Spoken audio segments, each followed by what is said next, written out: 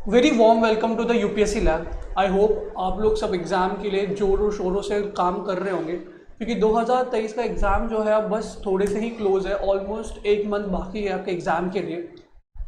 तो उसी उसी लाइक उस सीरीज़ को या फिर लाइक क्या कहते हैं, उस एग्ज़ाम को प्रमोट करने के लिए कुछ आइडियाज़ आपको मैं देने के लिए मैंने एक टॉपिक चूज़ किया है, जो साइंस सेंटर के अंदर या फिर इन्वायरमेंट के अंदर आप काउंट कर सकते हो, जो कि बहुत ही ज़्यादा न्यूज़ में है। वो है बायोफ्यूल। तो बायोफ्यूल के ऊपर आजकल इंडिया की गवर्नमेंट का काफ़ी ज़्यादा फोकस है, बिकॉज हमारा मोस्ट ऑफ द इकोनॉमिक जो है या फिर बोल सकते हो जो हमारा बजट है वो, या जो भी पैसा है वो हम लोग क्रूड ऑयल के लिए हम लोग क्या कहते हैं पैसे खर्चा करते हैं। तो इस वजह से हम लोगों ने ये टॉपिक उठाया, क्योंकि माइट भी इस पर क्वेश्चन आ सकता है। तो हम लोग देखते हैं कि बायोफ्यूल क्या होता है। ठीक है, हम लोग इस टॉपिक के अंदर क्या क्या चीज़ें कवर करने वाले हैं। तो हम लोग पहले देखेंगे बायोफ्यूल होता क्या है, हम लोग को पहले वो समझेंगे। फिर हम लोग बायोफ्यूल में क्या कहते हैं कितने जनरेशन होता है, उन सारे चीज़ों के बारे में देखेंगे। फिर प्लस क्या कहते हैं कि गवर्नमेंट ऑफ इंडिया ने क्या क्या चीज़ें की है आपके क्या कहते हैं बायोफ्यूल को प्रमोट करने के लिए, वो सारी चीज़ें देखेंगे। और रिसेंटली क्या क्या अमेंडमेंट या फिर क्या चेंजेस आया है क्या कहते हैं आपके बायोफ्यूल के नेशनल पॉलिसी के अंदर, उन सारे चीज़ों को हम लोग इस टॉपिक के अंदर कवर करने वाले हैं। तो आई होप ये टॉपिक आपके लिए इंटरेस्टिंग रहेगा और आपको क्या कहते हैं मज़ा आएगा। ठीक है, तो चलिए फिर स्टार्ट करते हैं। स्टार्ट करने से पहले आपको क्या कहते हैं क्वेश्चन स्क्रीन पे दिख रहा है, जो कि आपके काफ़ी ज़्यादा इंपॉर्टेंट बोल सकते हैं या फिर बोल सकते हैं कि ये लास्ट ईयर के यूपीएससी के पेपर्स में पूछे गए हैं। तो आपको ये क्वेश्चन जस्ट क्या करना है, वीडियो पॉज करना है और उसका आंसर देने का ट्राई करना है। अगर आप उसका आंसर अभी नहीं दे पाएंगे तो कोई प्रॉब्लम नहीं है, आपको इस टॉपिक के ख़त्म होते एंड होते होते टॉपिक तक ये आपका इसका आंसर आपको मिल जाएगा। ठीक है, तो जस्ट मैं रीड कर देता हूँ क्वेश्चन ये क्या लिखा गया है। ठीक है, तो पहला क्वेश्चन यही है, according to the Indian national policy on biofuel which of the following can be use as a raw material for the production of the biofuel. Options are cassava, damage wheat grain, groundnut seed, horse gram, rotten potato और sugar beet. तो आपके option जो है वो 1 2 5 6 है, 1 3 4 6 है, 2 3 4 5 है and 1 2 3 4 5 6 है। तो ये आपके ऑप्शन है।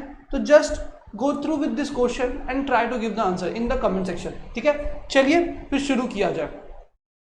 तो सबसे पहले जब हम लोग क्या कहते हैं एनर्जी के बारे में बात करते हैं, जब हम लोग सबसे पहले एनर्जी के बारे में बात करते हैं तो हमें एक चीज़ पता होना चाहिए कि कहते हैं एनर्जी दो टाइप के होते हैं। ठीक है, जब भी एनर्जी की हम लोग बात करेंगे तो आपको ध्यान में रखना है कि एनर्जी दो टाइप के होते हैं। एक होता है आपका कन्वेंशनल एनर्जी और एक होता है आपका नॉन कन्वेंशनल एनर्जी। अब देखो, इस कन्वेंशनल एनर्जी और नॉन कन्वेंशनल एनर्जी को आप ऐसे भी लिख सकते हो कि जो नॉन रिन्यूएबल एनर्जी है और जो रिन्यूएबल एनर्जी है। ठीक है, तो ये आपके दो टाइप के एनर्जी होते हैं, कन्वेंशनल एनर्जी बोल सकते हैं, नॉन कन्वेंशनल बोल सकते हैं, या फिर नॉन रिन्यूएबल या फिर रिन्यूएबल एनर्जी बोल सकते हो। अब कन्वेंशनल का मतलब क्या होता है? कन्वेंशनल का मतलब ये होता है कि फॉर एग्जाम्पल कि जो भी हम लोग बहुत टाइम से क्या कर रहे हैं, लॉन्ग पीरियड ऑफ टाइम से क्या करते हैं, यूज करते हुए आ रहे हैं, जो बहुत लॉन्ग पीरियड ऑफ टाइम से हम लोग यूज करते हुए आ रहे हैं उसी को हम लोग क्या बोलते हैं, कन्वेंशनल एनर्जी बोलते हैं। नॉन कन्वेंशनल एनर्जी मतलब क्या होता है कि फॉर एग्जांपल हम लोग उसके ऊपर ज़्यादा अभी रिसेंटली हम लोगों ने उस पर ज़्यादा फोकस करना स्टार्ट किया है, मतलब नॉर्मली हम लोग पहले इसका यूज़ नहीं किया जा सकता। अब मैं जब एग्जांपल दूंगा तो आपको समझ आ जाएगा कि क्या हम लोग कौन से फ्यूल के बारे में बात कर रहे हैं, हम लोग कौन से एनर्जी के बारे में बात कर रहे हैं। जैसे फॉर एग्जाम्पल हम लोग कोल के बारे में बात करें, कोल आपका क्या है, नॉन रिन्यूएबल सोर्सेस है या फिर आप बोल सकते हो कन्वेंशनल सोर्स है, या फिर आप बात करते हो पेट्रोलियम। आप लोग अभी देखते हो क्या कहते हैं, जो भी हमारा इंडिया का जो मोस्ट ऑफ द एनर्जी या फिर जो most of the electricity generate होता है वो भी अभी भी किससे होता है, आपके थर्मल पावर प्लांट से होता है, थर्मल पावर प्लांट से होता है। तो इट्स मीन ये क्या शो कर रहा है, ये यही चीज़ को बता रहा है ना, क्या कहते हैं कि हमारी जो एनर्जी है वो अभी हम लोग किस पर डिपेंडेंट है, कोल के ऊपर डिपेंडेंट है। ठीक है, पहला पॉइंट वो। अभी आप देखोगे जो मोस्टली हमारे जो कार्स है या फिर कोई भी बाइक है, कोई भी क्या कहते हैं चल रही क्या कहते हैं कार हो गए, बाइक्स हो गए, कुछ भी चीज़ें हो गई, तो हम लोग किसका यूज़ करते हैं, हम पेट्रोलियम का यूज़ कर रहे हैं। तो ये सब क्या है, ये आपका क्या है, आपका कन्वेंशनल सोर्स है जो हम लोग लॉन्ग पीरियड ऑफ टाइम से यूज़ करते हुए आ रहे हैं। अगर नेक्स्ट हम लोग बात करें नॉन कन्वेंशनल एनर्जी, जैसे फॉर एग्जांपल अभी हम लोग करेंटली क्या कहते हैं, जो ये टॉपिक है बायोफ्यूल, बायोफ्यूल एक एग्जांपल ले सकते हो कि बायोफ्यूल क्या है, आपका नॉन कन्वेंशनल सोर्स है, क्योंकि अभी हम लोग रिसेंटली इस पर क्या करना स्टार्ट किया, रिसर्च करना स्टार्ट किया। इसके साथ आप और एक और चीज़ कह सकते हो, सोलर एनर्जी, दूसरा आप क्या कह सकते हैं, एयर एनर्जी, एयर नहीं मतलब विंड एनर्जी अब यूज कर सकते हैं। ठीक है, तो ये सारी चीजें क्या है, आपके नॉन कन्वेंशनल सोर्स एनर्जी है, या फिर आप बोल सकते हो कि रिन्यूएबल सोर्स ऑफ एनर्जी है। ठीक है, रिन्यूएबल, अब रिन्यूएबल का मतलब क्या होता है, नॉन रिन्यूएबल का मतलब क्या होता है। रिन्यूएबल का एनर्जी का मतलब ये होता है कि हम लोग डेली बेसिस पे इसको डेवलप कर सकते हैं, इसको डेवलप करना, इस एनर्जी को जनरेट करना बहुत ही ज़्यादा ईजी है। डेवलपिंग जो है इसका सोर्सेज क्या है, अनलिमिटेड है। तो इसको हम लोग क्या बोलते हैं, renewable energy. Non renewable energy का मतलब क्या होता है कि फॉर एग्जांपल या तो ये कभी वापस क्रिएट नहीं होगा, या फिर इसको क्रिएट होने में लॉन्ग पीरियड ऑफ टाइम लग जाएगा, तो इसको हम लोग क्या बोलेंगे, क्या कहते हैं, नॉन रिन्यूएबल एनर्जी। ठीक है, तो ध्यान रखना, रिन्यूएबल एनर्जी जल्दी डेवलप हो सकता है, नॉन रिन्यूएबल एनर्जी काफ़ी 100 साल 200 साल इतने टाइम इसको लग सकता है क्या करने के लिए, इसको क्रिएट होने के लिए। तो ये हम लोगों ने देखा कि एनर्जी क्या होता है। अब when we talk about the biofuel, अब हम लोग बात करते हैं कि बायोफ्यूल क्या होता है, क्योंकि हम लोग ये टॉपिक जो उठाए हैं, इस टॉपिक पे हम लोग को मेन फोकस क्या करना है, बायोफ्यूल के ऊपर फोकस करना है। तो लेट्स सी कि बायोफ्यूल होता क्या है। When we talk about the biofuel, हमें ये पता होना चाहिए कि जो भी एनर्जी अब यहाँ पर जनरेट होने वाली है वो किसके थ्रू होगी, आपके बायोलॉजिकल प्रोसेस के थ्रू होगी। ये ध्यान में रखना है कि अब जो एनर्जी जनरेट होगी वो आपके बायोलॉजिकल एनर्जी के थ्रू यहाँ पर जनरेट होगी। तो पहला पॉइंट आपका ये है, ठीक है, कि यहाँ पर जो भी एनर्जी जनरेट होने वाली है वो आपके बायोलॉजिकल प्रोसेस के थ्रू जनरेट होने वाली है। अब ये बायोलॉजिकल प्रोसेस में क्या क्या चीज़ें आ सकती है, जैसे फॉर एग्जाम्पल एग्रीकल्चर के प्रोडक्ट्स आ गए।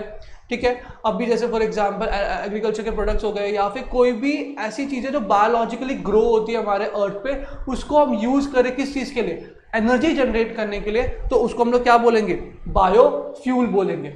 अब एक दूसरे सोर्स ऑफ एनर्जी भी क्या होता है, यहाँ पे बोल सकते हैं सब कॉम्पिटिटर जो है बायोफ्यूल का, वो कौन है, एक होता है जियोलॉजिकल प्रोसेस। जियोलॉजिकल प्रोसेस से जो एनर्जी जनरेट होता है वो इसका कंपटीशन है किसका, बायोलॉजिकल प्रोसेस का। ठीक है, जियोलॉजिकल प्रोसेस। अभी जियोलॉजिकल प्रोसेस का मतलब क्या हो गया, जैसे फॉर एग्जांपल कोल का फॉर्मेशन होना, पेट्रोलियम का फॉर्मेशन होना, ये सारी चीजें क्या है, आपके जियोलॉजिकल प्रोसेस है, मतलब अर्थ के द्वारा डेवलप किया जा रहा है। बट अब जब हम लोग बायोफ्यूल के बारे में बात कर रहे हैं तो ये आपका कैसा होता है, नेचुरल लिविंग थिंग्स होते हैं, उसमें इसके रोल्स काफ़ी ज़्यादा इंपॉर्टेंट होते हैं। बट जियोलॉजिकल प्रोसेस में कोई भी लिविंग थिंग्स का ज़्यादा इंपॉर्टेंट रोल नहीं होता है, तो ये आपको ध्यान में रखना है। तो ये आपका मेन डिफरेंस है बिटवीन द बायोलॉजिकल प्रोसेस से जो एनर्जी जनरेट कर रहे हैं वर्सेस जो आपके जियोलॉजिकल प्रोसेस से एनर्जी जनरेट कर रहे हैं। ठीक है, तो ये आपको ध्यान में रखना है कि बायोलॉजिकल प्रोसेस क्या होता है एंड आपके जियोलॉजिकल प्रोसेस क्या होता है। अब ये जो बायो एनर्जी है उसके एग्जांपल्स अगर मैं बात करूं, जैसे फॉर एग्जांपल बायोगैस हो गया, बायो एथनॉल हो गया, बायोडीजल हो गया, ये सारी चीज़ें क्या है, ये एग्जांपल्स है किसके, आपके बायोफ्यूल के बारे में। ठीक है, तो ये सारी चीज़ों को ध्यान में आपको रखना है। ठीक है, नेक्स्ट क्वेश्चन आपका आता है कि इसमें कितने जनरेशन होते हैं। बायोफ्यूल को जनरेट करने के लिए हम लोग के पास 4 जनरेशन है, मतलब ऑल ओवर वर्ल्ड में इसको 4 जनरेशन में डिवाइड किया गया, किस तरीके से हम लोग क्या कर सकते हैं, बायोफ्यूल को जनरेट कर सकते हैं। जब हम लोग जनरेशन की बात करते हैं तो सबसे पहला जो जनरेशन आता है वो आपका आता है फर्स्ट जनरेशन बायोफ्यूल। सबसे पहले क्या आता है, फर्स्ट जनरेशन ऑफ बायोफ्यूल। अब ये फर्स्ट जनरेशन ऑफ बायोफ्यूल जो है ये डायरेक्टली ग्रो किससे किया जाता है, आपके फूड क्रॉप से ग्रो किया जाता है। वापस आपका सबसे पहला जनरेशन जो आता है किसके अंदर, बायोफ्यूल के अंदर, उसका नाम है फर्स्ट जनरेशन बायोफ्यूल। ये जो फर्स्ट जनरेशन बायोफ्यूल है इसका सोर्स जो है ग्रो करने का वो क्या है, आपका फूड क्रॉप्स है। क्या है, फूड क्रॉप्स। मतलब एग्जाम्पल कि अभी एग्रीकल्चर किया गया और रिसेंटली क्या हुआ, व्हीट, शुगर, वेजिटेबल ऑयल, ये सारी चीजों को जनरेट किया गया। उस जनरेट की हुई चीजों को सीधा उठा के क्या लाना है, फार्मिंग ग्राउंड से निकाल के सीधा आप क्या करने लेके जाओगे, आप इसको फ्यूल एक्सट्रैक्शन के लिए यूज करना स्टार्ट कर दोगे। ठीक है, ठीक है, एक्सट्रैक्शन करना स्टार्ट कर दोगे। तो ये ध्यान में रखना है आपको कि इसमें डायरेक्टली फूड क्रॉप को यूज किया जाता है किसके अंदर, फ्यूल को जनरेट करने के लिए इन द फर्स्ट जनरेशन। इसमें क्या क्या चीज़ें यूज होती है, जैसे व्हीट हो गया, शुगर हो गया, वेजिटेबल ऑयल हो गया, एनिमल फैट्स हो गया और एक्सेट्रा, और भी बहुत सारी चीज़ें हैं जिसको हम इसमें यूज कर सकते हैं किसके लिए, आपके फर्स्ट जनरेशन बायोफ्यूल को जनरेट करने के लिए। अब इसकी मैं बात करूं तो ये देखो एडवांटेज की बात करूं तो सबसे बड़ा एडवांटेज क्या है कि इसमें जो टेक्नोलॉजी है इस बायोफ्यूल को जनरेट करने के लिए from the direct food crop से डायरेक्ट फ्यूल को जनरेट करने की जो टेक्निक है या टेक्नोलॉजी है वो बहुत ही ज़्यादा क्या है, ईजी है। सबसे इंपॉर्टेंट ईजी है, इसको ईजी का यूजली कर सकते हैं। प्लस कॉस्ट कॉम्पिटिटिव है, मतलब सस्ता है, मतलब उस पर हाई कॉस्ट इन्वेस्टमेंट नहीं है, इसमें हाई कॉस्ट इन्वेस्टमेंट नहीं है, पहला सेकेंड इंपॉर्टेंट थिंग। और इसमें क्या कहते हैं फॉसिल फ्यूल्स के इतना हाँ फॉसिल फ्यूल्स जो है उसके इतना लाइक इसमें क्या कहते हैं चीपर है। जितना फॉसिल फ्यूल को जनरेट करने में जो एनर्जी की रिक्वायरमेंट होती है उससे कहीं ज़्यादा ये क्या है, चीपर है। इस वजह से हम लोग क्या कर सकते हैं, हम लोग बायोफ्यूल को यूज़ कर सकते हैं। सेकेंड मोस्ट इंपॉर्टेंट या फिर इंडिया के अंदर जो डिसएडवांटेज है इस फर्स्ट जनरेशन बायोफ्यूल को ना यूज़ करने का, वो है आपका फूड स्कैरसिटी। अब देखिए इंडिया के अंदर फर्स्ट सबसे बड़ी प्रॉब्लम क्या है कि इंडिया में अभी भी क्या है, फूड सरप्लस ग्रो होता है। इंडिया में फूड सरप्लस ग्रो होता है, बट उसके बावजूद फूड सरप्लस ग्रो होने के बावजूद काफ़ी लोगों को, मतलब like most of the people, not most of the people, around 30 to 40% के अराउंड जो लोग हैं वो क्या होते हैं, अभी भी क्या हंगर है, मतलब हंगर के शिकार हो चुके हैं, उनको अभी भी फूड नहीं मिलता है। तो ये क्या है, यहाँ पर फूड सरप्लस होने के बावजूद भी हमें क्या हुआ, हम लोग हमारे यहाँ की जो जनता है उनको खाना प्रॉपरली नहीं प्रोवाइड कर पा रहे हैं। तो सिमिलर वे सोचो, अगर हम ये डायरेक्ट फूड क्रॉप्स को अगर यूज़ करना स्टार्ट कर दे किसके अंदर, फ्यूल जनरेट करने के अंदर, तो उससे सबसे बड़ा प्रॉब्लम क्या होगा, जो स्कैरसिटी पहले 40% या 70% को मिल रहा था फूड, अब उनके लिए भी क्या हो जाएगा, दिक्कत हो जाएगी। तो यहाँ पर ये सबसे बड़ा हमारा एडवांटेज है। फिर नेक्स्ट हमारे दिमाग में एक और चीज़ आना चाहिए कि हमारे लिए क्या एसेंशियल है, फूड एसेंशियल है या फिर फ्यूल जनरेट करना एसेंशियल है। अब देखो फूड करना एसेंशियल क्यों है, क्योंकि हमारे मतलब ऑलवेजली क्या कहते हैं सारे लिविंग थिंग्स क्या फूड चाहिए होता है सर्वाइवल के लिए। और हमारा कॉन्स्टिट्यूशन तो ये चीज़ के ऊपर प्रमोट ही करता है कि right to life is the most important things. किस चीज़ के लिए, हमारे कहते हैं हमारे इंडिया के अंदर कि राइट टू लाइफ सबसे इंपॉर्टेंट है, उस हम लोग किसी को मरने नहीं दे सकते, ये हमारे कॉन्स्टिट्यूशन ये बात बोलता है। ऑन द अदर हैंड अगर हम लोग बात करें फ्यूल के बारे में, फ्यूल इंपॉर्टेंट है, ऑब्वियसली फ्यूल इंपॉर्टेंट है कि अगर हम एनर्जी जनरेट नहीं कर पाएंगे तो हम लोग क्या कहते हैं इकोनॉमिक रन नहीं कर पाएंगे, इकोनॉमिक रन नहीं कर पाएंगे तो हमारा इंडिया जो है वो क्या कहते हैं बाकी कंट्री से क्या होगा, पीछे मूव होता जाएगा। बट इशू ये है कि फ्यूल जो है वो ज़्यादा कौन यूज़ करता है, आपके अपर क्लास फैमिली या फिर क्या कहते हैं middle class family, lower class family भी यूज़ करती है बट कंपेरेटिवली अपर क्लास और लोअर क्लास फैमिली से कम यूज़ करते हैं। But on the other hand food तो हर एक लोगों को चाहिए ही चाहिए, नेसेसिटी है वो। But fuel is not a necessity for like lower, मतलब बोलते हैं ना जो लाइक ज़्यादा रिच नहीं है, पुअर सोसाइटी में बिलोंग करते हैं, तो उनको उतनी ज़्यादा ज़रूरत नहीं। तो ये सारे जो क्या कहते हैं गैप है उसमें हम लोग के हमेशा एक दिमाग में क्वेश्चन आता है कि फूड इंपॉर्टेंट है या फिर फ्यूल इंपॉर्टेंट है। तो ये सारी चीज़ें आपको ध्यान में रखना है। और ठीक है, तो ये आपका पॉइंट है। तो ये सारी चीज़ें हम लोगों ने क्या देखा कि हम लोगों ने देखा कि एनर्जी क्या है और क्या कहते हैं उसके कितने टाइप्स है बायोफ्यूल्स के, वो सारी चीज़ें हम लोगों ने देखा। अब हम लोग बात करें कि कहते हैं बायोफ्यूल के मेनली 3 टाइप होते हैं। बायोफ्यूल के मेनली 3 टाइप होते हैं। सबसे पहला होता है बायोडीजल, सबसे इंपॉर्टेंट बायोडीजल, नेक्स्ट बायोएथनॉल और तीसरा जो है आपका बायोगैस। ये 3 इंपॉर्टेंट फ्यूल है जो क्या कहते हैं किसमें से आते हैं, आपके बायोफ्यूल में से निकलते हैं, बायोडीजल, बायोएथनॉल, बायोगैस। जब हम लोग बात करते हैं बायोडीजल के बारे में तो बायोडीजल का मतलब क्या होता है कि यहाँ पर जो फ्यूल या फिर बोल सकते हैं डीजल जो जनरेट किया है या फिर जो एक्सट्रैक्शन किया जा रहा है, जो भी यहाँ पर एक्सट्रैक्शन किया जा रहा है जो आपके बायोडीजल का, वो कहाँ से किया जाता है, आपके वेजिटेबल ऑयल से किया जाता है। वापस बायोडीजल जो है उसका जो एक्सट्रैक्शन है या फिर जहाँ से आपको बायोडीजल निकाला जा रहा है वो किससे निकालते हैं, वेजिटेबल ऑयल को यूज़ करके उससे एक्सट्रैक्शन किया जाता है। इसको एक्सट्रैक्शन करने का जो तरीका है उसको हम लोग बोलते हैं एस्ट्रिफिकेशन। ठीक है, क्या बोलते हैं, एस्ट्रिफिकेशन। तो ये आपको ध्यान में रखना है कि वेजिटेबल ऑयल से किस तरीके से हम लोग बायोफ्यूल को निकाल सकते हैं, उस मेथड को बोला जाता है एस्ट्रिफिकेशन। ठीक है, एक ये ध्यान में रखना। अब इसमें कौन कौन से जो प्लांट्स हम इसको यूज कर सकते हैं फॉर किसके लिए, आपके वेजिटेबल ऑयल से क्या निकालने के लिए, आपका बायोडीजल निकालने के लिए। ठीक है, तो ये ध्यान रखना। तो उसमें आता है आपके सोयाबीन आता है, कैनोला का एक प्लांट है वो आता है, और तीसरा आपका सनफ्लावर है। इन थ्री प्लांट्स के थ्रू या फिर और भी बहुत सारे प्लांट्स हैं जिसके थ्रू आप क्या कर सकते हो, बायोडीजल को जनरेट कर सकते हो। तो बहुत ही इंपॉर्टेंट पॉइंट है कि बायोडीजल के कौन से इंपॉर्टेंट सोर्सेस है जहां से हम उसको क्या कहते हैं जनरेट कर सकते हैं। तो पहला हम लोगों ने ये चीजें देखा। नेक्स्ट हम लोग देखते हैं बायो एथेनॉल के बारे में। बायो एथेनॉल कैसे जनरेट किया जाता है। जब when we talk about the bio ethanol, ethanol जो है फर्मेंटेशन के थ्रू इसको जनरेट किया जाता है। और फर्मेंटेशन को समझने का जो तरीका है आपको मैं एग्जांपल दूंगा तो आप सबको समझ आ जाएगा। अब जो आप लोगों ने सबने सुना होगा बियर, ये जो बियर होता है इसको कैसे बनाया जाता है। हम लोग जब बियर की बात करते हैं तो बियर में हम लोग क्या कहते हैं, जो भी आपके जो गेहूं होते हैं, ठीक है, जो गेहूं होते हैं उनको क्या किया जाता है, पहले सड़ाया जाता है।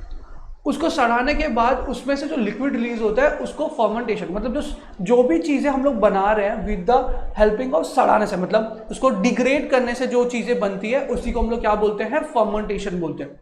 तो यहाँ पर भी क्या किया जा रहा है, हम इथेनॉल को जनरेट कर रहे हैं by the sugar crop. Sugar crop मतलब शुगर केन, ठीक है। तो मतलब शुगर केन को पहले सड़ाएंगे, सड़ाने के बाद उसको प्रोसेस करेंगे और उस प्रोसेस में से क्या निकालेंगे, बायो इथेनॉल को निकालेंगे। तो हम लोगों ने क्या समझा, फर्मेंटेशन का मतलब ये होता है किसी चीज को डिग्रेड करना, मतलब उसको सड़ाना होता है पहले, उसको सड़ाने के बाद उसको प्रोसेस करते हैं और उस प्रोसेस से भी हम लोग कोई भी आउटपुट निकाल सकते हैं। इसका एग्जाम्पल आपको मैं एक बियर का दे चुका हूँ। सेकेंड इंपॉर्टेंट इसमें ध्यान रखना कि ये कहाँ से ग्रो किया जाता है। शुगर क्रॉप, शुगर क्रॉप क्या है आपका, जैसे एग्जांपल शुगर केन है, वहाँ से ग्रो उससे निकाला जा सकता है। या फिर आप स्टार्च क्रॉप्स की बात कर सकते हैं, जिस प्लांट के अंदर स्टार्च होता है उसके थ्रू भी क्या कर सकते हैं, बायो एथेनॉल को जनरेट किया जा सकता है। फॉर एग्जाम्पल प्लांट से कॉर्न या फिर व्हीट, अब इसके बारे में आप देख सकते हैं, ठीक है। तो ये आपका बायो एथेनॉल का सोर्सेज है। अब एक और चीज ध्यान में रखना कि इंडिया जो है काफी ज्यादा फोकस कर रहा है बायो एथेनॉल का, ठीक है, बहुत ज्यादा इस पर फोकस कर रहे हैं बायो एथेनॉल का, क्योंकि हम लोग का मेन फोकस क्या है, हम लोग को बायो एथेनॉल और आपके पेट्रोल को क्या करना है, मिक्स करना है और उसको कैसे आपको क्या कहते हैं, एनर्जी के तौर पे यूज करना। हम लोग देखेंगे कि बायो एथेनॉल को कैसे मिक्स किया जाता है और गवर्नमेंट ने इस चीज के लिए क्या क्या चीजें स्टेप्स ली है, वो सारी चीजें क्या है आगे कवर करने वाले हैं। बस एक आइडिया मैंने दे दिया कि बायो एथेनॉल पे काफी ज्यादा फोकस चल रहा है हमारे गवर्नमेंट ऑफ इंडिया के अंदर। वैसे फोकस तो बायोफ्यूल्स पे चल रहा है बट उसमें बायो एथेनॉल इंपॉर्टेंट है, ठीक है। तो ये आपको ध्यान में रखना है।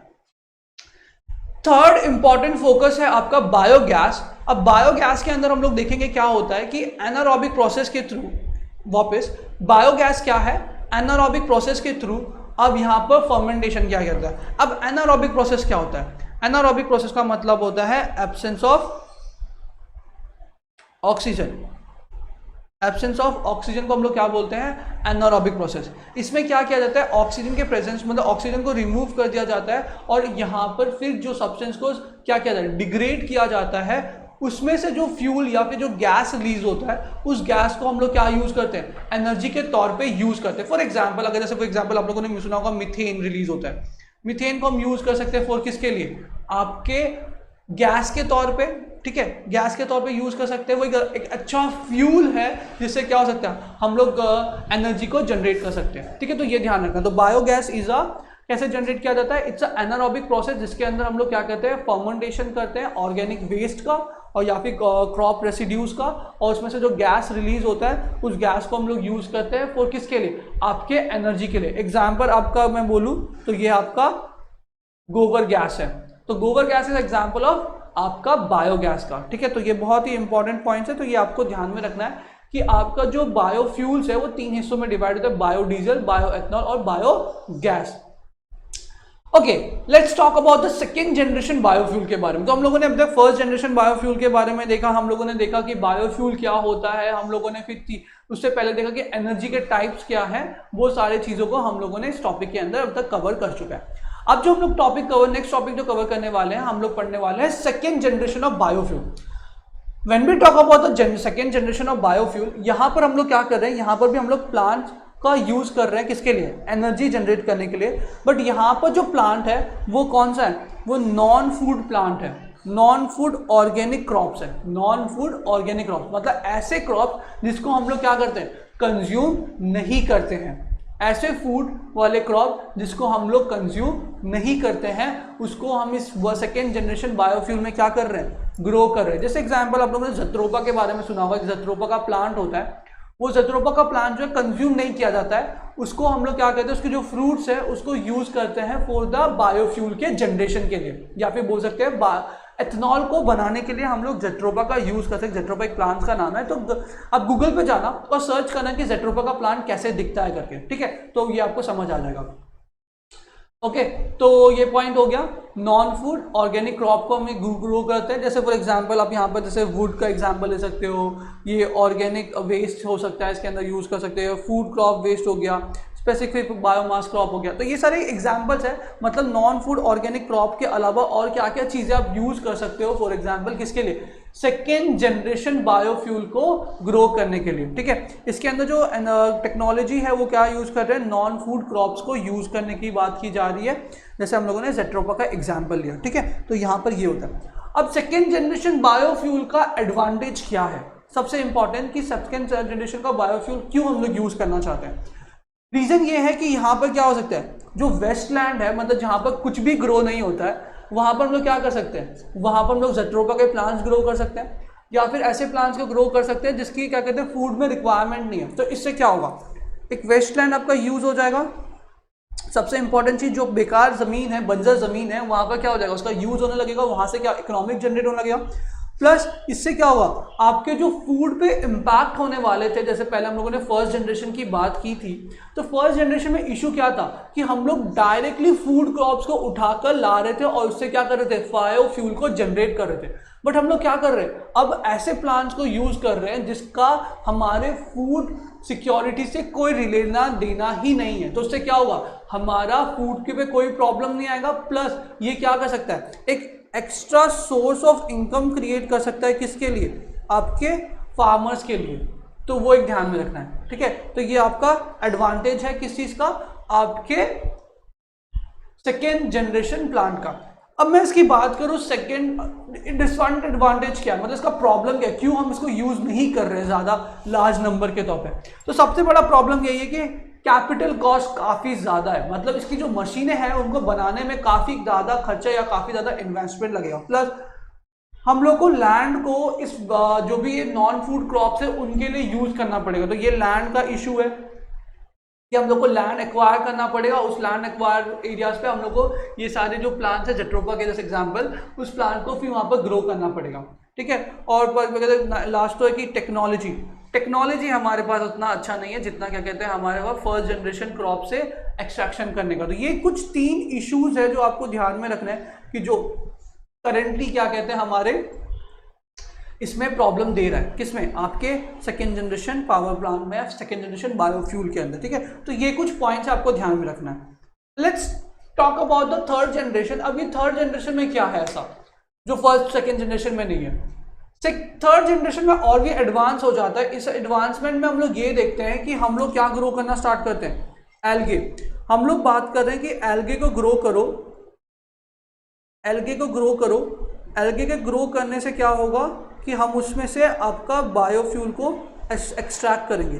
तो ये आपका किस में बात किया गया है, थर्ड जनरेशन के अंदर, कि एल्गे को ग्रो करो। और एल्गे का जो नंबर है वो अर्थ पे इंडिया में बहुत ही ज़्यादा है, ठीक है। इंडिया में या फिर बोल सकते हैं किसी भी सोर्सेज पे कहीं पर भी ग्रो हो सकता है एल्गे। तो हम इसको यूज़ कर सकते हैं किस चीज़ के लिए, आपके एनर्जी के जनरेशन के लिए। तो हम लोग का तीसरा जनरेशन जो बात करता है उसमें हम लोग बोलते हैं कि हम लोग एल्गे के थ्रू क्या करेंगे, बायोफ्यूल को जनरेट करेंगे, ठीक है। तो समटाइम इससे जो एनर्जी जनरेट होता है उसको हम लोग कभी कभार ऑयल घी भी बोलते हैं, ऑयल घी भी बोलते हैं, जो इसमें से एनर्जी जनरेट होता है, ठीक है। तो ये कुछ ध्यान में रखना है, ये सारे पॉइंट्स कि पूछा जाता है कि ऑयल घी किसको बोला जाता है, कौन से जनरेशन के अंदर काउंट किया जाता है। तो ध्यान में रखना कि ये आपका थर्ड जनरेशन है जिसके अंदर हम लोग बात कर रहे हैं क्या, एल्गे से क्या करना, कि आपका बायोफ्यूल को जनरेट करना। तो ये आपको ध्यान में रखना है। नेक्स्ट इंपॉर्टेंट थिंग्स जो है आपको ये जो ध्यान में रखना है, सेकेंड इंपॉर्टेंट थिंग या फिर इसका जो एडवांटेज है इस बायोफ्यूल का थर्ड जनरेशन का, कि ये जो है आपका क्या कहते हैं, फॉर एग्जांपल एल्गे को ग्रो करना बहुत ही ज़्यादा इजी है, सबसे पहला पॉइंट। प्लस क्या कहते हैं, आपको सनलाइट कार्बन डाइऑक्साइड ये हर जगह प्रेजेंट है। तो ये जो बेसिक नेसेसिटी है आपके एल्गे को ग्रो करने का, वो बहुत ही ईजी है और अवेलेबल है क्या आपके सराउंडिंग में। तो आप आराम से क्या कर सकते हो, एल्गे को ग्रो कर सकते हो इन लार्ज बायोमास में, ठीक है, लार्ज नंबर में। तो इस लार्ज बायोमास से हम लोग क्या कर सकते हैं, हम लोग मल्टीपल एनर्जी को जनरेट कर सकते हैं। ये तो हो गए एडवांटेज, अच्छी चीजें, ठीक है। बट अगर हम लोग बात करें नेगेटिव चीजें के बारे में या फिर डिसएडवांटेज के बारे में, तो सबसे पहला प्रॉब्लम ये आता है कि हमारे पास टेक्नोलॉजी नहीं है भाई। हमारे पास थ्योरीज है बट टेक्नोलॉजी नहीं है जिसके थ्रू हम लोग क्या कर सके, एल्गे से एनर्जी को जनरेट कर सके, ठीक है। प्लस नेक्स्ट इंपॉर्टेंट कॉस्ट, काफी ज्यादा हाई इन्वेस्टमेंट कॉस्ट है, जिसमें क्या होगा कि आपको मल्टीपल अमाउंट देना पड़ेगा, मतलब लार्ज अमाउंट पे करना पड़ेगा स्टार्टिंग में। उसके लॉन्ग पीरियड ऑफ टाइम के बाद क्या मिलेगा, आपको कुछ प्रॉफिट देखने को मिलेगा, वरना स्टार्टिंग में आपको ज्यादा प्रॉफिट देखने को नहीं मिलेगा इसके अंदर। नेक्स्ट, अब होता कैसा है कि कभी कभार कोई आपका एल्गे तो ग्रो कर रहे हैं, बट कभी कभार ऐसा सिचुएशन भी आता है कि कोई एल्गे, पॉइजनस एल्गे भी ग्रो कर दिया जाए। जब पॉइजनस एल्गे को हम लोग यूज करेंगे वो किसके लिए, आपके एनर्जी जनरेशन के लिए, बायोफ्यूल के अंदर, तो माइट भी देयर इज अ चांस, क्या कहते हैं, ये आप क्या करेंगे, ह्यूमन लाइफ को इम्पैक्ट करेंगे, प्लस आपके एनवायरमेंट को भी माइट भी इम्पैक्ट करे। तो ये सारे इश्यूज जो है इसके डिसएडवांटेज के अंदर हम लोग काउंट कर सकते हैं, ठीक है। तो ये आपको ध्यान में रखना है। तो ये क्या हो गया, ये आपका कुछ एडवांटेज हो गया और कुछ डिसएडवांटेज हो गया regarding the third generation of biofuel. तो थर्ड जनरेशन ऑफ बायोफ्यूल किससे ग्रो किया जाता है, एल्गे से ग्रो किया जाता है। फर्स्ट जनरेशन आपके डायरेक्ट फूड क्रॉप से, सेकेंड जनरेशन आपके क्या कहते हैं, जो भी नॉन फूड क्रॉप है उनसे जनरेट किया जाता है। तीसरा आपका एल्गे को यूज किया जाता है किसके लिए, एनर्जी को जनरेट करने के लिए या फिर आपके बायोफ्यूल को जनरेट करने के लिए। तो ये चीज आपको ध्यान में रखना है। फोर्थ इंपॉर्टेंट जनरेशन जो है वो आपका फोर्थ जनरेशन है।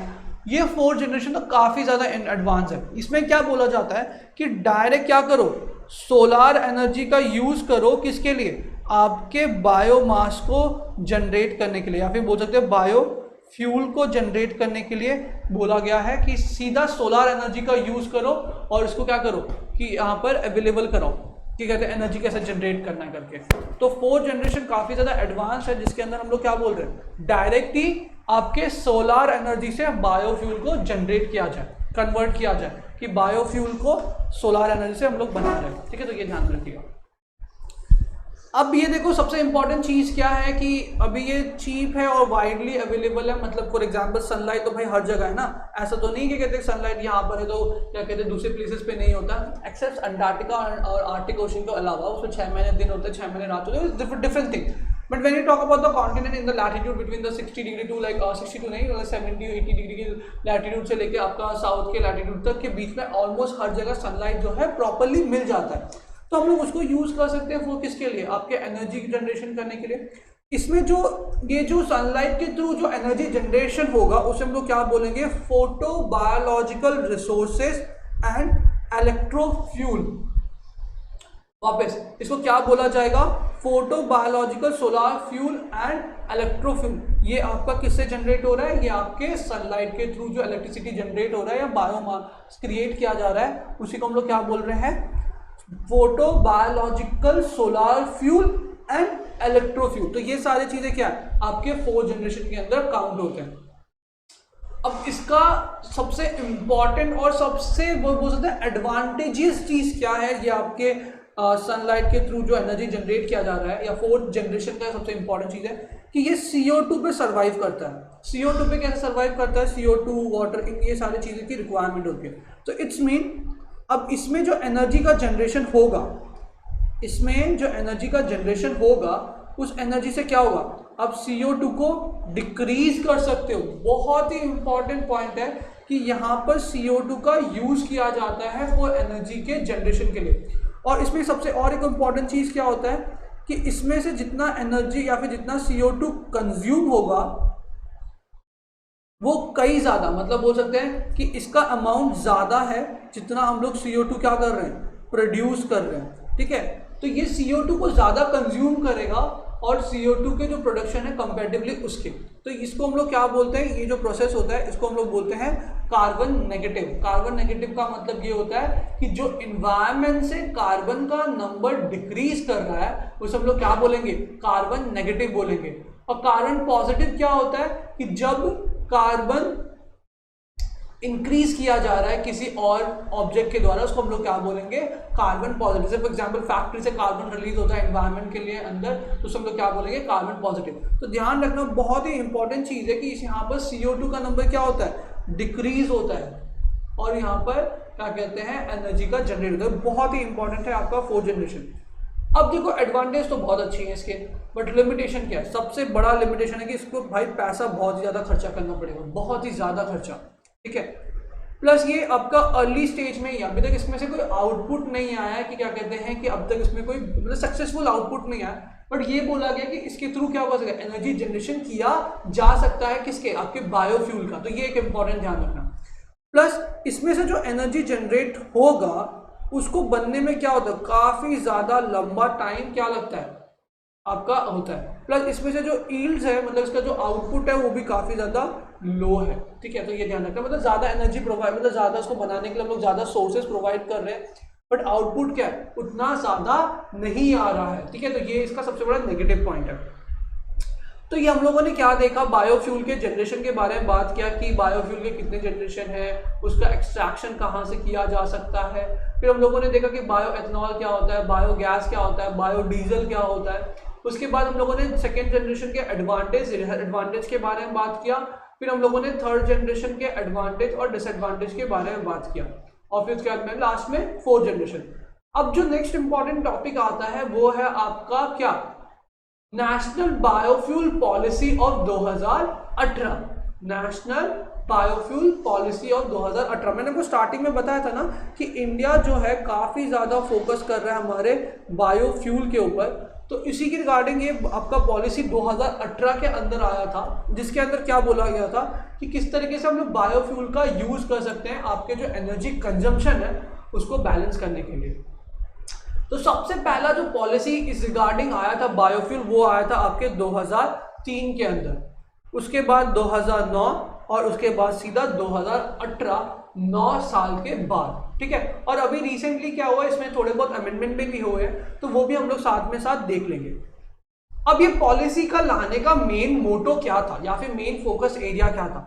सबसे पहले की जो भी इंडियन की डिपेंडेंसी है, इंडिया की जो डिपेंडेंसी है ऑन द गल्फ कंट्रीज, उसको क्या किया जाए, डिक्रीज किया जाए, ठीक है, उसको डिक्रीज किया जाए। बिकॉज कभी भी ऐसा भी हो सकता है ना कि गल्फ कंट्री हमें क्या कर दे, हम लोग को बोले कि हम लोग आपको फ्यूल देना है, या फिर बोलते हैं क्रूड ऑयल देना, नहीं देंगे हम। आप क्या कर सकते हो, आपके पास अगर कोई दूसरा सोर्स नहीं होगा एनर्जी जनरेशन करने का, तो ये माइट भी हमारे इकोनॉमी के लिए अच्छा नहीं है, ठीक है। तो इस वजह से पहला फोकस एरिया यही था कि हम लोग क्या करें, अपने जो इंडिया की डिपेंडेंसी है किसके ऊपर, गल्फ कंट्री के ऊपर, उसको डिक्रीज करें। अभी करेंटली हम लोग इंडिया कितना डिपेंडेंट है, आपके जो क्रूड ऑयल है वो गल्फ कंट्री से जो इंपोर्ट करते हैं, तो वो आपका कितना है, 84% अभी भी हम लोग क्या कर रहे हैं, गल्फ कंट्री से क्रूड ऑयल को इंपोर्ट कर रहे हैं। क्या कर रहे हैं, इंपोर्ट कर रहे हैं, ठीक है। तो ये सबसे बड़ा इशू है इसके अंदर।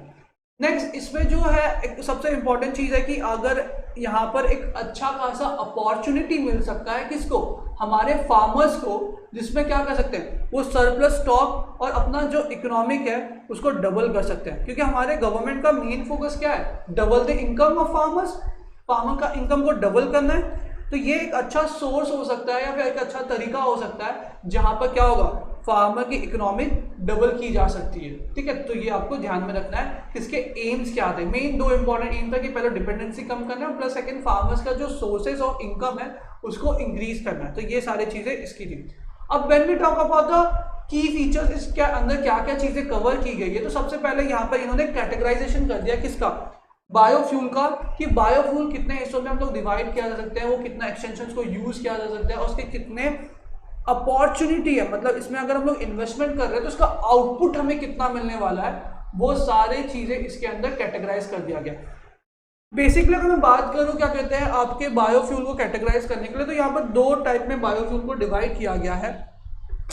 पहला जो है आपका बेसिक बायोफ्यूल, और दूसरा जो है आपका एडवांस बायोफ्यूल। तो मैं बेसिक बायोफ्यूल के बारे में बात करता हूँ, तो फर्स्ट जनरेशन बायोफ्यूल की बात की जा रही है। जब एडवांस की भी talking about the second to fourth generation के जो बायोफ्यूल्स है उसकी बात की जा रही है, ठीक है। तो ये आपको ध्यान में रखना है, ठीक है, कि बायोफ्यूल क्या बोल रहे हैं, कि उसकी कितने कैटेगराइजेशन है।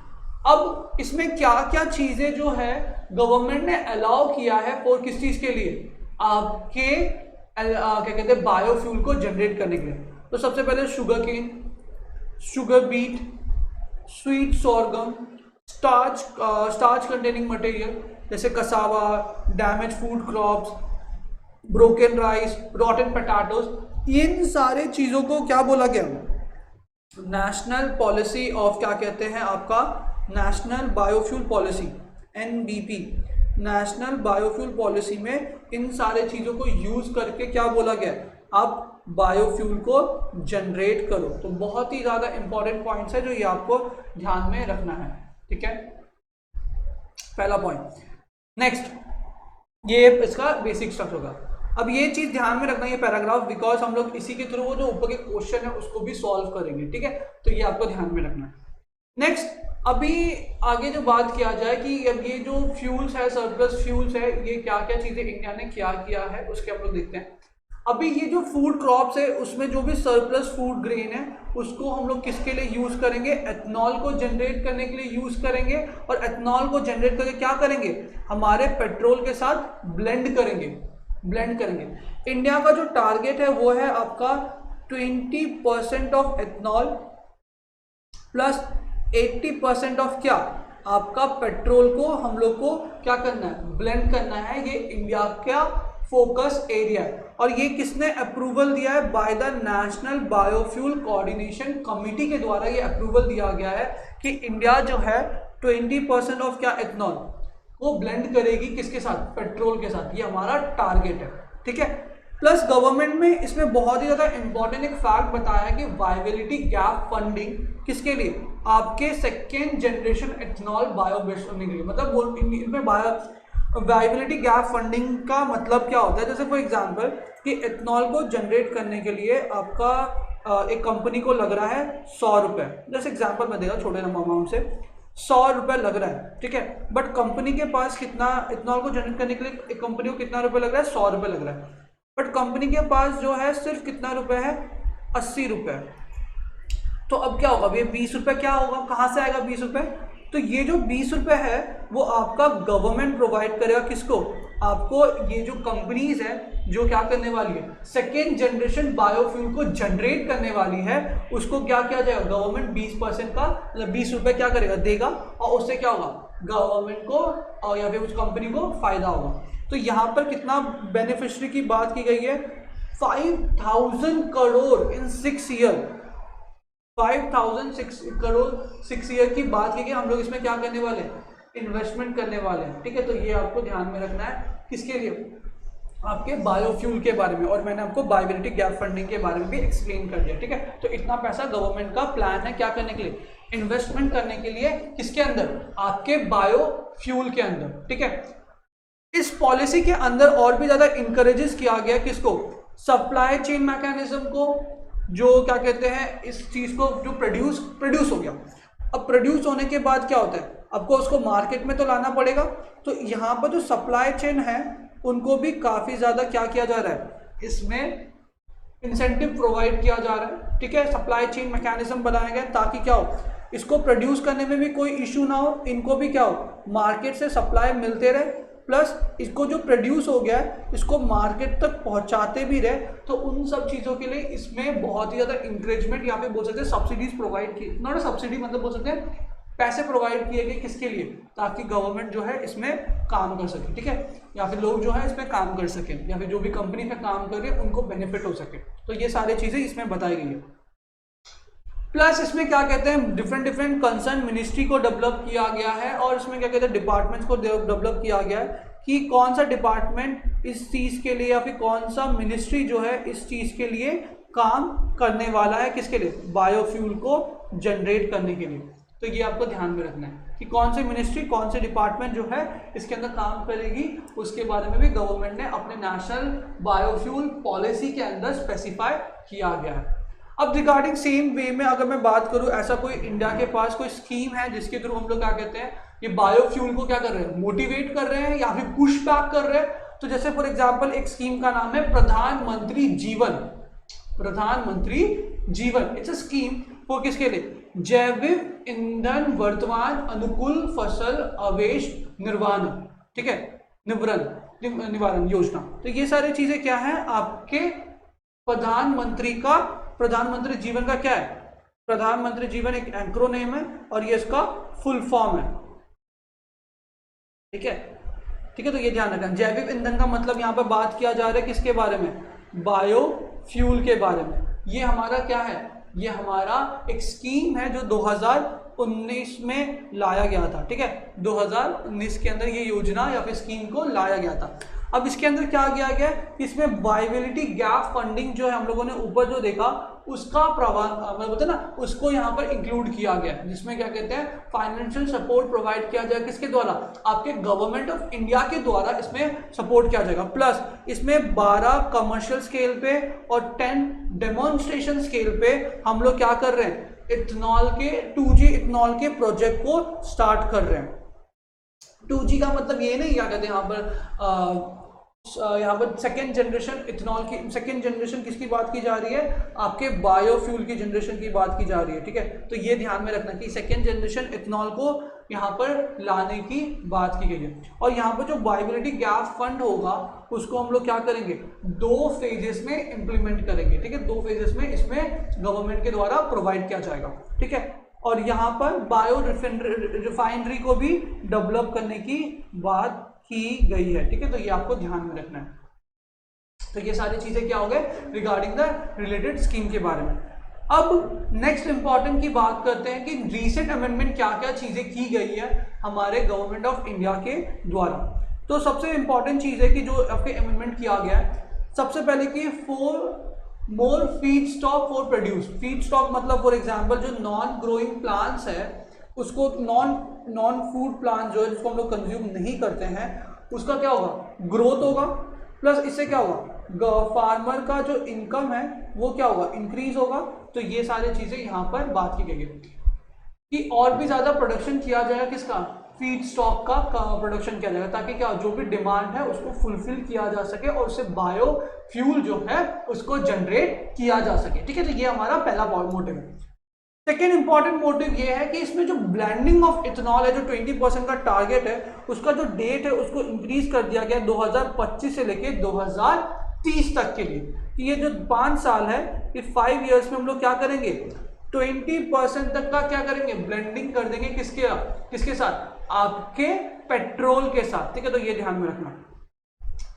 इसमें प्रमोट क्या किया जा रहा है, इसमें क्या कहते हैं प्रोडक्शन, जो प्रमोट ऑफ प्रोडक्शन किसका है, इन्होंने डिवाइड कर दिया है कि अब जो भी ये क्या कहते हैं गवर्नमेंट है या फिर एक स्पेशल जोन क्रिएट कर दिया गया है जिसके अंदर क्या होगा, आप क्या कहते हैं अपने जो भी प्रोडक्शन है उसको बेच सकते हो, सेंड कर सकते हो, जैसे for example social economic zone या फिर एक्सपोर्ट ओरिएंटेड यूनिट जिनका मेन फोकस क्या रहेगा, सिर्फ बायोफ्यूल को ज्यादा से ज्यादा प्रमोट किया जाए। तो ये आपका तीसरा अमेंडमेंट है। यहाँ पर new member to the NBC. अब ये एनबीसी क्या है, हम लोगों ने यहाँ पर ऊपर देखा था, यहाँ पर हम लोगों ने जस्ट दिखाता हूँ आपको, यहाँ पर हम लोगों ने क्या कहते हैं बॉडी के बारे में बात किया था, national biofuel coordination committee NBCC. ये अब बॉडी को क्या किया गया, इस बॉडी के अंदर कोऑर्डिनेशन कमेटी के अंदर, नेशनल बायोफ्यूल कोऑर्डिनेशन कमेटी के अंदर और भी मेंबर्स को ऐड किए गए, जिससे क्या होगा कि ये ओवरव्यू कर सकते हैं कि क्या चल रहा है इस एक्ट के अंदर या फिर इस पॉलिसी के अंदर क्या किया जा रहा है, ठीक है। तो ये ध्यान रखना। अब हम लोग क्या कर सकते हैं, बायोफ्यूल को एक्सपोर्ट कर सकते हैं किसी भी स्पेसिफिक या फिर कोई इमरजेंसी केस के अंदर हम लोग को एक्सपोर्ट करना अलाउड है, क्या आपके बायोफ्यूल को। वरना नॉर्मली क्या होता है, बायोफ्यूल जो है हम लोग एक्सपोर्ट नहीं करते हैं, नॉर्मली बायोफ्यूल जो है हम एक्सपोर्ट नहीं कर सकते हैं, but in the some difficult circumstances उसके अंदर हम लोग एक्सपोर्ट किया जा सकता है क्या, बायोफ्यूल। तो ये बहुत ही इंपॉर्टेंट है, ध्यान रखना, क्योंकि स्टेटमेंट में अगर पूछा गया बायोफ्यूल के अंदर और उसमें ये बोला गया कि देयर इज नो चांस कि बायोफ्यूल क्या कर सके, आपके एक्सपोर्ट किया जा सके, किधर, आपके दूसरे कंट्री को। तो ये ध्यान रखना, ये statement is wrong. In the specific case we can export the biofuel to the another country. तो ये पॉइंट आपको ध्यान में रखना है।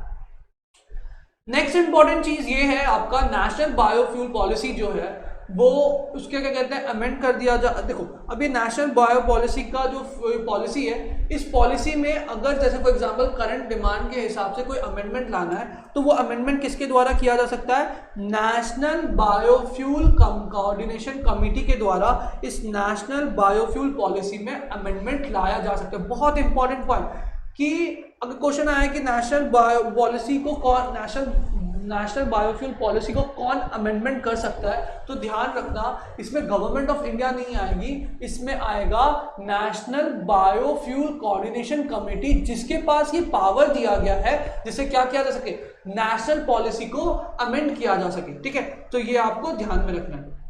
अब इस अमेंडमेंट से फायदा क्या हुआ है, अब इसके अमेंडमेंट के फायदा क्या हुआ, सबसे पहले कि हमारा जो क्रूड ऑयल जो हम लोग क्या कहते हैं इतना ज़्यादा इंपोर्ट करते हैं, जैसे हम लोगों ने स्टार्टिंग में देखा कि हमारी डिपेंडेंसी कितना है बाहर की कंट्री पे, 84%, इट्स मोर देन 50% से ज़्यादा हम लोग क्या कर रहे हैं, हम लोग किसी और कंट्री पे डिपेंडेंस है। फॉर एग्जाम्पल फ्यूचर में अगर इन्होंने क्या किया, अपना फ्यूल देना सप्लाई बंद कर दिया, तो उससे क्या होगा, हमें बहुत बड़ा एनर्जी का क्राइसिस आ सकता है हमारे कंट्री के अंदर, या फिर उन्होंने रेट बढ़ा दिया, अपने हिसाब से मोनोपोली करना स्टार्ट कर दिया, तो वी हैव टू पे, ताकि क्या हो सके, हमारे कंट्री के अंदर जो हमारे डेली प्रोसेस है उसको चलते रहना पड़े, तो इससे क्या होगा, हमारा एक्स्ट्रा खर्चा माइट भी फ्यूचर में इंक्रीज हो सके। तो we have to focus on the किसके अंदर, आपके बायोफ्यूल या फिर बायोफ्यूल के अंदर, कि जिसमें हम लोग क्या कर सके, जो हमारा डिपेंडेंसी है उसे पहले कम डिक्रीज कर सके। प्लस बायोफ्यूल को अगर हम लोग यूज कर रहे हैं तो ये क्या है, आपका इन्वायरमेंटल फ्रेंडली है, तो बहुत इन्वायरमेंट को भी क्या होगा, हर्ट नहीं होगा, क्योंकि हम लोग अभी केस क्या देख रहे हैं, ग्लोबल वार्मिंग का। अब ग्लोबल वार्मिंग का इशू क्या हो रहा है कि हम लोग जो पेट्रोल डीजल यूज करते हैं उससे काफी ज्यादा क्या हो रहा है, प्रदूषण हो रहा है, और उस प्रदूषण की वजह से क्या हो रहा है, आपका इन्वायरमेंट हर्ट हो रहा है। तो इसके लिए अगर हम लोग क्या कहते हैं इथेनॉल को यूज करेंगे तो माइट भी देयर इज अ चांस कि हमारा इन्वायरमेंट क्या है, धीरे धीरे क्लीन हो पाए। तो ये सारी चीजें यहाँ पर हो रही है। प्लस इसमें सबसे इंपॉर्टेंट जो की रोल या फिर बोल सकते हैं जिसका बेनिफिट हो सकता है वो किसका है, फार्मर का इनकम को डबल हो सकता है। ठीक है, अगर फार्मर की डिमांड, अगर पता चले फार्मर को कि इथेनॉल को ग्रो करने से या फिर इथेनॉल के जेट्रोफा प्लांट को ग्रो करने से अगर उनको एक्स्ट्रा पैसा मिल रहा है या फिर उससे डबल जितना वो पहले कमा रहे थे उससे डबल पैसा इनकम हो रहा है, तो वो क्यों नहीं ग्रो करे। ठीक है, वो क्यों नहीं ग्रो करे, तो उनका भी इसमें फायदा होगा इस अमेंडमेंट के थ्रू। तो ये सारी चीजें आपको ध्यान में रखना है कि बेनिफिट क्या है इसके अंदर। जैसे कुछ और पॉइंट्स के बारे में अगर मैं बात करूं या फिर मैं डिस्कस करूं क्या कहते हैं और क्या क्या किया जा सकता है, तो जैसे फॉर एग्जांपल अभी करंटली जो हमारा डिमांड है किस चीज का, बायोफ्यूल का, वो कितना है, 1500 करोड़ लीटर एथेनॉल को जनरेट करने की बात की गई है। कितना, 15 करोड़ लीटर्स एथेनॉल को ब्लेंड करने की बात की गई, मतलब ये जो 20% है वो इतना है। अब होगा इससे फायदा क्या कि इतना जो पेट्रोल या फिर जो क्रूड ऑयल हम लोग क्या कर रहे थे, इंपोर्ट कर रहे थे, वो क्या होगा, डिक्रीज हो जाएगा। इससे क्या होगा, गवर्नमेंट के पास ज़्यादा पैसा रहेगा, तो वो क्या कर सकते हैं, आपके जो भी सोशल चीज़ें हैं उनमें क्या कर सकते हैं, इन्वेस्टमेंट कर सकते हैं। ठीक है, और प्लस क्या होगा, इससे फार्मर की इनकम डबल हो जाएगी। तो ये सारी चीज़ें क्या दिख रही है, हमें बेनिफिट दिख रहा है कि अगर हम लोगों ने 20% ऑफ क्या करना स्टार्ट कर दिया, blending of petrol and diesel को करना स्टार्ट कर दिया, तो हमारे कंट्री में काफ़ी इसमें पॉजिटिव आउटलुक देखने को मिल सकता है। प्लस अगर मैं बात करूं करंट, देखिए ये तो हमारा टारगेट है, ये तो हमारा सपना है कि हमें ये सपना को पूरा करना है। जैसे आप लोगों का सपना है कि आपको IAS बनना है, उसी तरह हमारे गवर्नमेंट का भी सपना है कि हमें 20% तक ब्लेंड करना है क्या, पेट्रोल और आपके इथेनॉल को। बट हो रहा है ऐसा आपको हो लगता है ऐसा गवर्नमेंट कर पा रही है? अगर मैं करंट सिनेरियो की बात करूं according to the data from the ministry of petroleum and natural resources के, तो उससे हमें ये पता चलता है कि अब तक सिर्फ हम लोग क्या कर रहे हैं, 9.09% ओनली क्या कर पा रहे हैं, ब्लेंड कर पा रहे हैं। सपना हमारा कितना है, 20% का, और हम लोग अभी कर कितने पा रहे हैं, सिर्फ 9%। तो it's a very less number जो हमारे सपने के बीच में है। ठीक है, हमारे कंट्री के सपनों के बीच में। ठीक है, तो ध्यान रखना। फॉर एग्जाम्पल अगर मैं 9% को अगर मैं नंबर वाइज जाऊं तो अब तक इंडिया ने कितना डेवलप किया है, 468.56 करोड़ लीटर, किसके डेटा के हिसाब से, फ्रॉम द दिसंबर 21 से लेके नवंबर 22 तक। ठीक है। तो अभी करंटली डेटा अवेलेबल नहीं है हमारा फ्रॉम द नवंबर 2022 से लेके हमारे 23 तक के लिए, तो इसके लिए अभी हम लोग को डेटा जो है ओल्ड डेटा ही यूज़ करना पड़ेगा। तो 468.56 करोड़ लीटर जो है अभी लास्ट ईयर के दिसंबर 21 से लेके 2022 तक का यूज़ किया गया। तो जो देखो 1500 करोड़ से ये 468 करोड़ कितना कम है, आप देख सकते हो, तो आप खुद के सामने आपके नंबर डिजिट है तो आपको समझ आएगा। और हमारे पास इंस्टॉल कैपेसिटी कितना है शुगर मिल्स से डेवलप करने के लिए, तो हमारे पास 460 करोड़ लीटर क्या है डेवलप किया जा सकता है फ्रॉम द किससे, शुगर मिल से, जो कि फोकस बोला जा रहा है कि इसको 3 इयर्स के अंदर क्या करना है, ट्रिपल करना है। अगर ट्रिपल नहीं करेंगे तो हमारा जो भी टारगेट है वो कभी भी पूरा नहीं होगा, ठीक है। अभी नीति आयोग के द्वारा एक डेटा निकाला गया कि हम लोग को ये 1500 जो 1500 करोड़ लीटर जो है जो टारगेट है वो कैसे पूरा कर सकते हैं। तो उन्होंने सबसे पहले बोला कि 760 करोड़ जो है हम कहाँ से ग्रो करेंगे, शुगर केन से ग्रो करेंगे। 760 करोड़ हम लोग शुगर से क्या करेंगे, ग्रो करेंगे, क्या, बायोफ्यूल।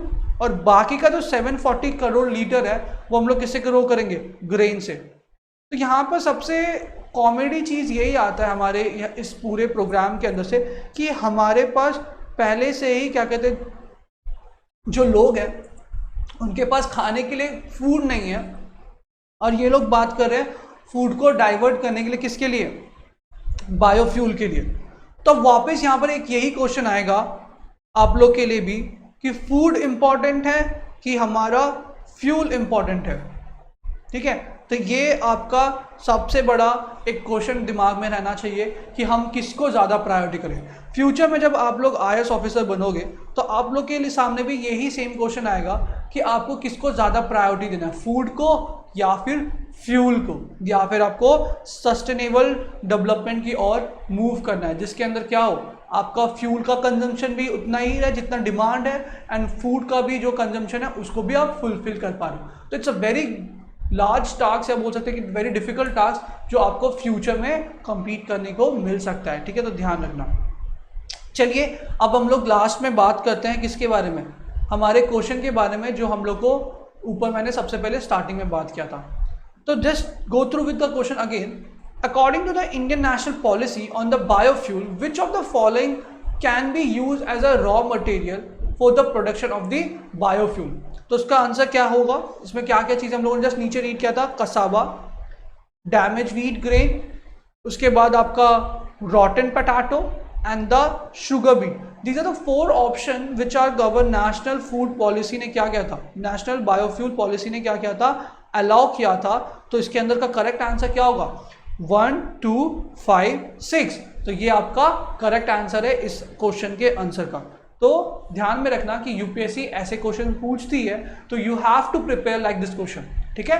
तो आज के लिए फिर हम लोग इतना ही रखते हैं। अगर आपको कोई भी डाउट है तो प्लीज़ कमेंट सेक्शन में हमें बताएं, ठीक है। आई होप ये टॉपिक आपको समझ आया होगा, ठीक है। चलिए, have a nice day, thank you and have a nice day.